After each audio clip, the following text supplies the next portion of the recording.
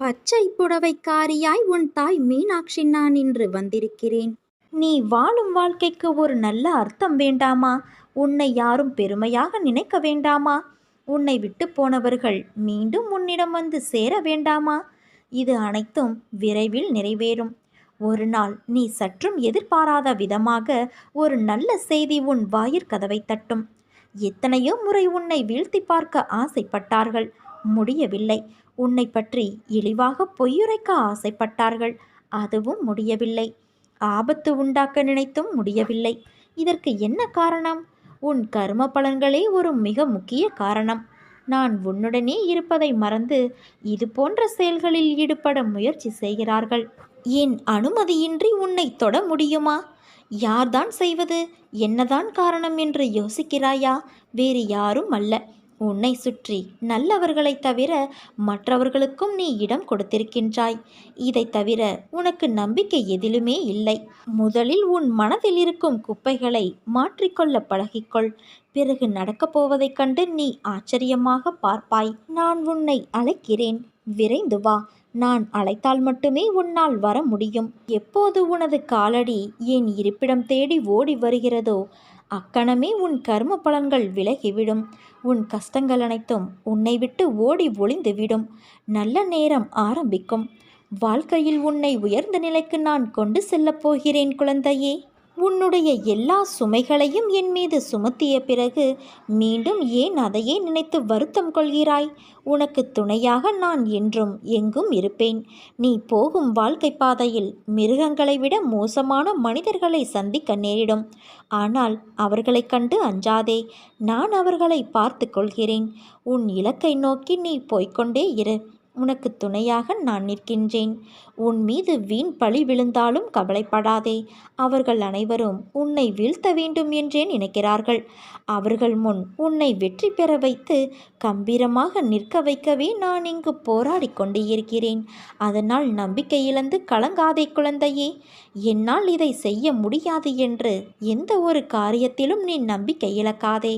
உன்னை வழிநடத்த நீ வணங்கும் தெய்வம் நான் இருக்கும்போது வீணான கவலை எதற்கு உனக்கு?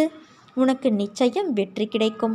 உன் அம்மாவாக அப்பாவாக நான் என்றும் துணையிருப்பேன். என் பரிபூரண அருளும் ஆசீர்வாதமும் அன்பும் பெற்ற என் செல்ல குழந்தை நீ. என் தங்கமே, உன்னை கீழ்த்தனமாக நடத்துபவருக்கு நீ நன்றி சொல்லத்தான் வேண்டும்.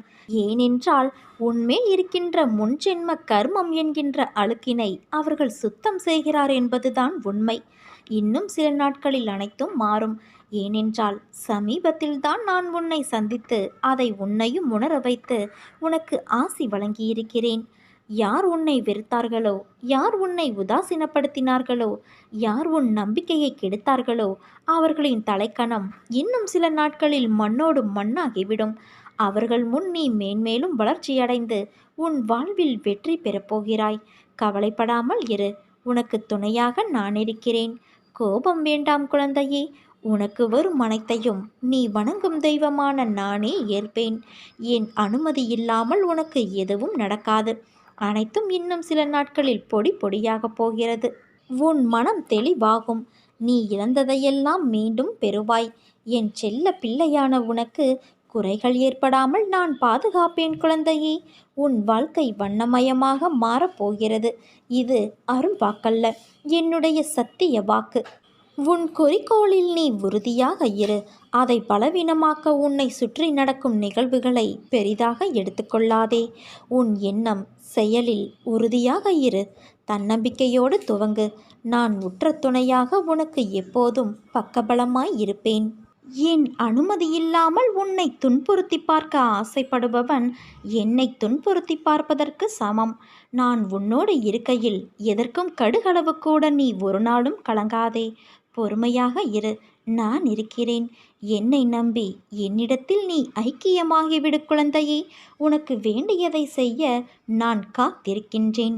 உன்னை சுற்றி எந்த நிகழ்வுகள் நடந்தாலும் அதை உனக்குள் எதிர்மறையாக நீ எடுத்துக்கொள்ளாதே குழந்தையே. எல்லா நிகழ்வுகளோடும் உன் வாழ்வை நீ பொருத்தி கொள்ளாதே. ஆனால் உணர்ந்து கொள், செய்யும் வினைகள் எல்லாம் திரும்ப வரும் என்று. அதனால் நல்ல வினைகளை தேர்ந்து செய். தீய வினைகளை குறைத்து கொண்டு வா. நேர்மறை எண்ணங்களை உனக்கு துணையாக கொண்டு நட. எல்லாவற்றையும் உன்னிப்பாக கவனி. உனக்கான வாய்ப்பு சிலவற்றில் ஒளிந்து இருக்கும். அதை உனக்கு நான் உணர்த்துவேன். அதை பற்றி கொண்டு நீ மேலே வருவாய்.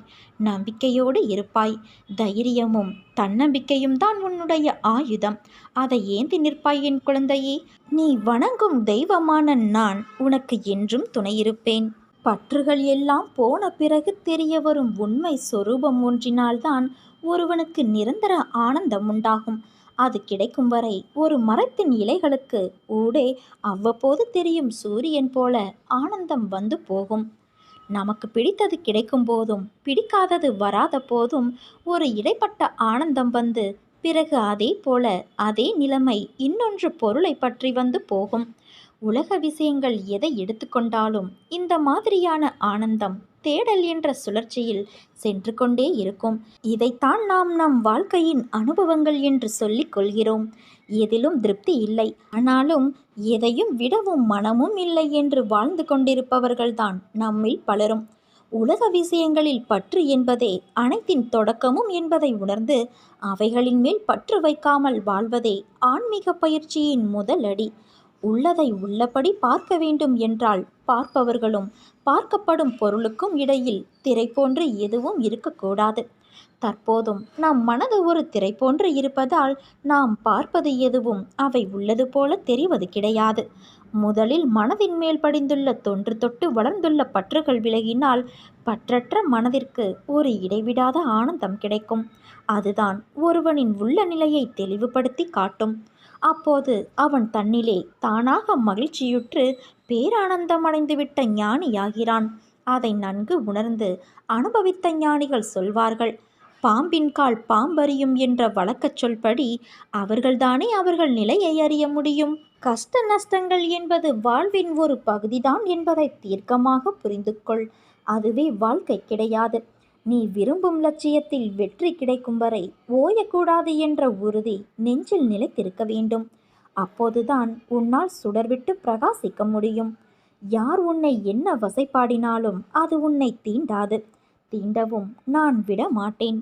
இரவும் பகலும் எப்போதெல்லாம் நேரம் கிடைக்கிறதோ எவன் ஒருவன் என்னை பற்றி நினைத்து வருகிறானோ அவன் இனிப்பும் சர்க்கரையும் போல, அலையும் கடலும் போல, கண்ணும் ஒளியும் போல என்னோடு முழுமையாக இணைகிறான்.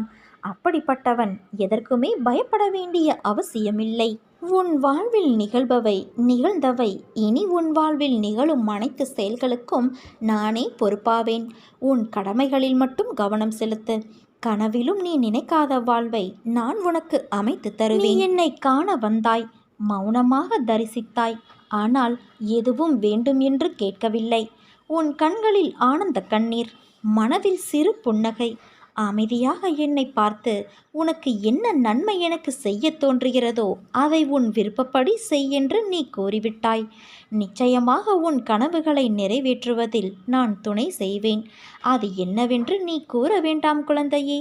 அது விரைவில் நிறைவேறும். அப்போதே நீ அறிவாய். நீ நீண்ட காலம் நலமோடு வாழப்போகிறாய்.